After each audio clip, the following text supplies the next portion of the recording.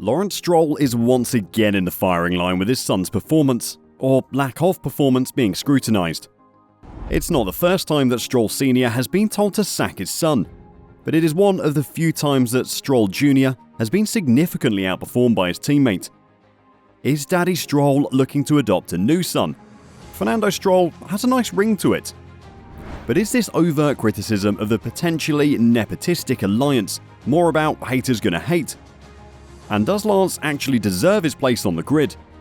Stay with us as we prove the haters wrong.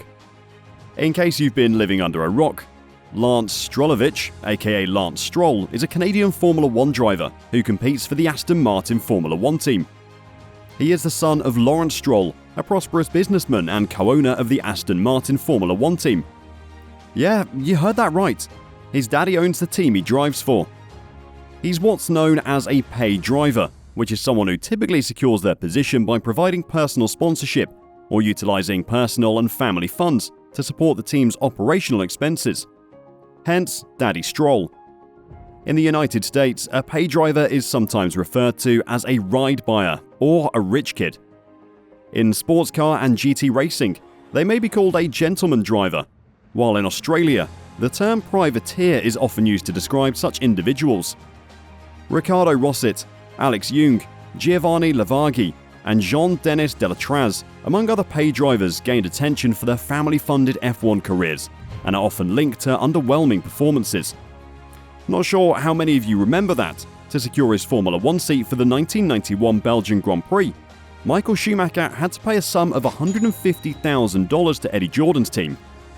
Yes, okay, it wasn't Daddy paying, but we reckon it's important to take in mind this little fact.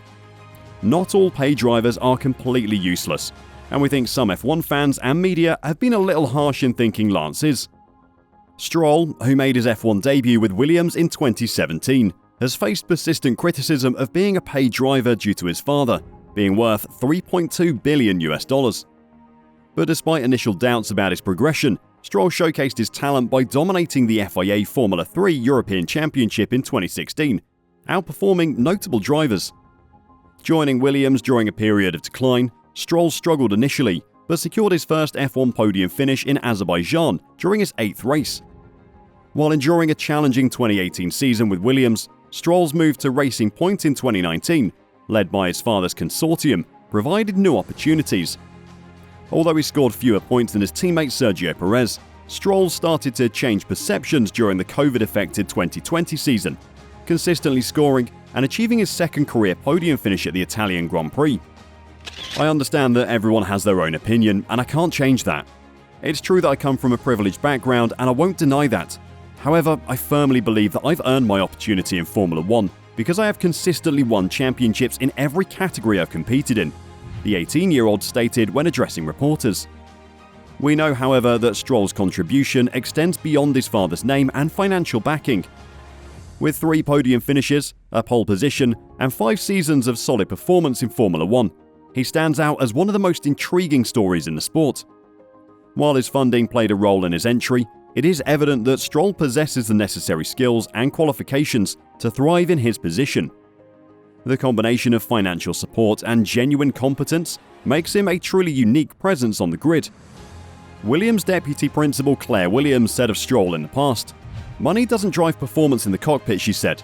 "You either have the talent or you don't, and I think that Lance has proved that he's got that talent, and he's done what he's done in order to earn his race seat."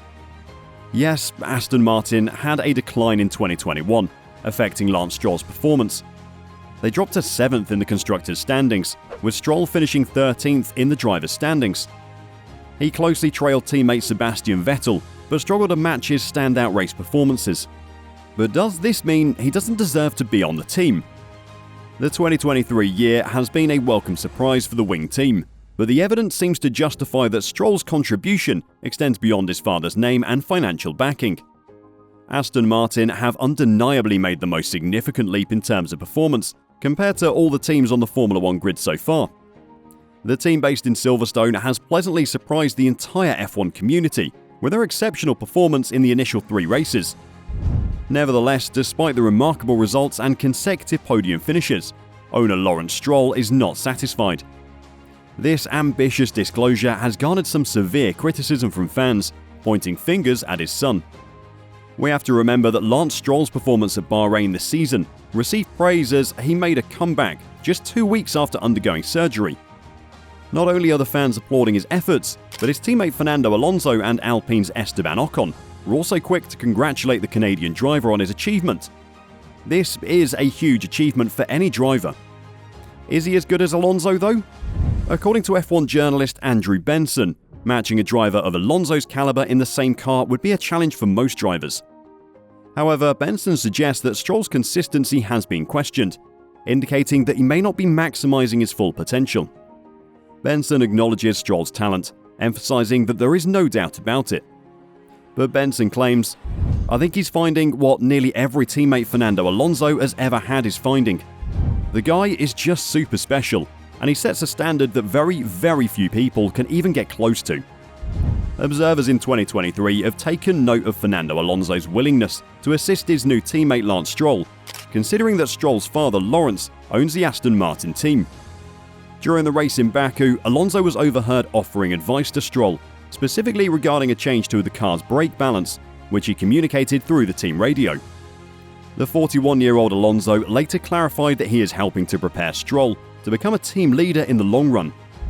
"I know that I will be in the sport for a few more years, but not many, and he will lead the team for the next 10 or 15 years, so I hope I can help Lance in the next few years," Alonso said. So clearly, Stroll's own teammate has faith in him. And F1 icon Juan Pablo Montoya agrees and has come to the defense of Lance Stroll amidst criticism from fans, asserting that Stroll is a lot better than people think. "I think Fernando is right now in a really good situation because he doesn't feel threatened by Lance. He understands that this is his last chance to win again." He went on to say, "I think at this point of his career, he's okay with sharing. At the end of the day, you can share everything as long as you believe you can still be the guy, and you've got to bring your A game. And he's doing that, he's bringing the A game."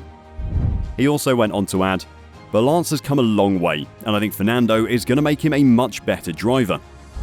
Which illustrates that even Montoya sees Alonso as being the more experienced driver, and therefore we should understand, as he does, that he has time to develop. F1 pundit David Croft believes that the team's success this year, along with a recent agreement to compete with Honda Power from 2026, proves that we're long past the debate as to whether Lawrence bought Racing Point for Lance just so Lance could race in F1.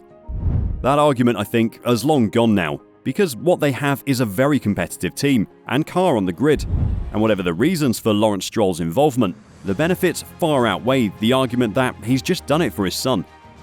I don't want to say exactly when I'll be able to show everyone that I'm not just here for money, because that depends on so many other things and details coming into place. But I'm just going to worry about my business, Stroll Jnr. has said. And that, we maintain, is what he should do. The young man stands out as one of the most intriguing stories in the sport.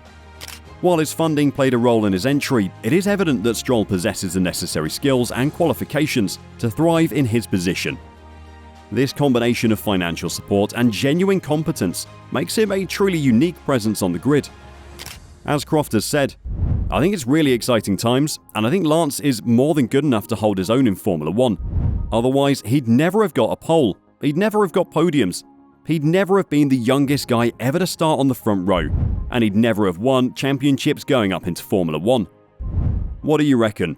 Should Stroll Sr. sack his son for someone supposedly better?"